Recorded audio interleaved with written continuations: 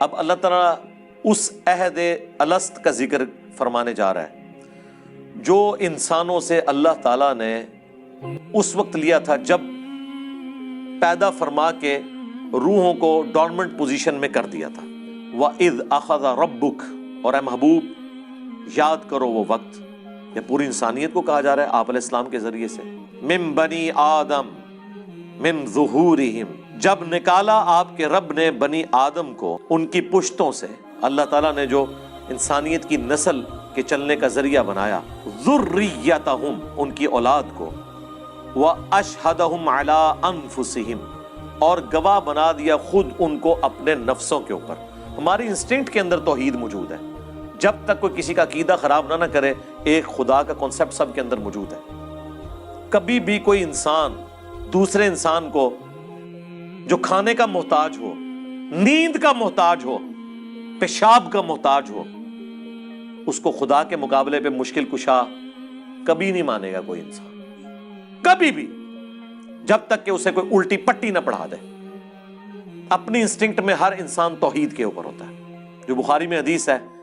کہ انسان فطرت پہ پیدا ہوتا ہے، اس کے ماں باپ اسے یہودی،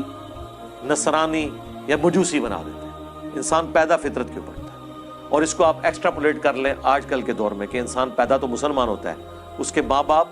اس سے بھی بڑھ کے اس کے محلے کی مسجد اسے بریلوی، دیوبندی، اہل حدیث اور شیعہ بنا دیتی ہے۔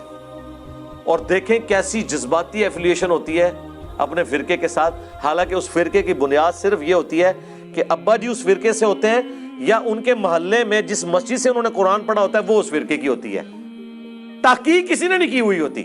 اور کانفیڈنس آسمانوں پہ ہوتا ہے اپنے فرقے کی جیت کے لیے۔ جس طرح کرکٹ کی اور ہاکی کی ٹیمیں ایک ملکوں کی دوسرے ملکوں کے ساتھ اپنے ملک کی محبت میں کر رہے ہوتے ہیں، وہی والا حساب ہوتا ہے، علمی کوئی دلیل نہیں ہوتی، جذباتی ہوتی ہے۔ تو اللہ تعالیٰ فرما رہا ہے کہ بنی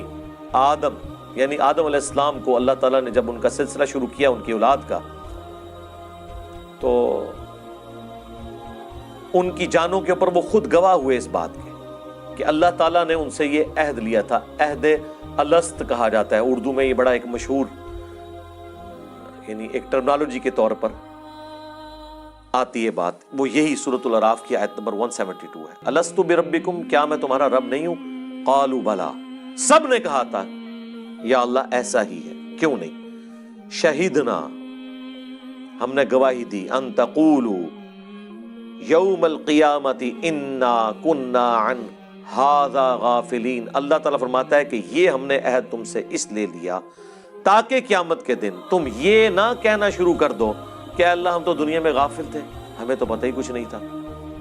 یعنی اگر کسی کے پاس کسی نبی کی دعوت نہیں بھی پہنچی ہوئی، جو اللہ نے اسے اخلاقی حص دی ہے اس کی وجہ سے ہی وہ اکاؤنٹیبل ہے۔ یہ تو اللہ کی رحمت ہے نا کہ اللہ کہتا ہے وَمَا كُنَّا مُعَذِّبِينَ حَتَّى نَبْعَثَ رَسُولًا، ہم کسی قوم کو عذاب نہیں دیتے جب تک کہ اس میں رسول مبعوث نہ کر لیں۔ اللہ اس کا پابند نہیں ہے، اللہ تعالیٰ رسول بھیجے بغیر بھی انسان کا حساب و کتاب کر سکتا ہے اس اخلاقی حص کی وجہ سے جو اللہ نے انسان میں رکھ دی ہے۔ دنیا کا کوئی انسان جسے کسی نبی کا تعارف نہ بھی ہو، وہ اپنی انسٹنکٹ میں جھوٹ بولنے کو برا، سچ بولنے کو اچھا سمجھتا ہے، کسی کو دھوکہ دینے کو برا، کسی کے ساتھ نیکی کرنے کو اچھا سمجھتا ہے۔ یہ ہماری جبلت کے اندر ہے، اور یہ وہی عہد الست کی برکت ہے جو اللہ نے ہماری روحوں میں اپنا تعارف رکھ دیا ہوا ہے۔ ہمیں یہ یاد نہیں ہے، لیکن جب انسان کے سامنے حق بات آتی ہے اور اس کا دل گواہی دیتا ہے تو وہ سارا بھولا ہوا سبق انسان کو یاد آ جاتا ہے جو ہماری انسٹنکٹ میں اللہ نے رکھ دیا۔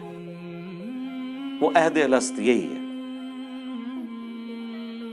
تو اللہ تعالیٰ ہمارا یہ اس لیے ہم نے رکھا کہ کوئی قیامت کے دن یہ بہانہ نہ کرے کہ ہمیں تو پتہ ہی نہیں چلا۔ او تقولوا، اب یہ ہمارا ذکر ہونے لگا ہے اس اعتبار سے کہ لوگ یہی کہہ رہے ہیں، یا تم یہ نہ کہو انما اشرک آباؤنا من قبل، کہ شرک تو ہمارے آباء و اجداد کیا کرتے تھے، وَكُنَّا ذُرِّيَّةً مِّن بَعْدِهِمْ، تو ہم بھی تو انہی کی اولاد تھے، ہم نے اسی طریقے پہ چلنا تھا، ہمارا کیا قصور کہ ہم کافروں کے گھر پیدا ہوئے؟ ایک سے لوگ پوچھ رہے ہوتے ہیں نا جی، جی ان کا کیا قصور ہے جو ہندوؤں کے گھر پیدا ہوئے؟ ہم کہتے ہیں ان کا کیا قصور ہے جو مسلمانوں کے گھر پیدا ہوئے اور پوری زندگی قرآن ترجمے سے پڑھ کے اپنی توحید ٹھیک نہیں کر سکے؟ آپ کو ہندوؤں پہ ترس آ رہا ہے، مجھے تو مسلمانوں پہ ترس آ رہا ہے جو دریا کے کنارے پیاسے مر گئے ہیں۔ چلے کوئی ریگستان میں پیاسا مر جائے اس پہ ترس نہیں آتا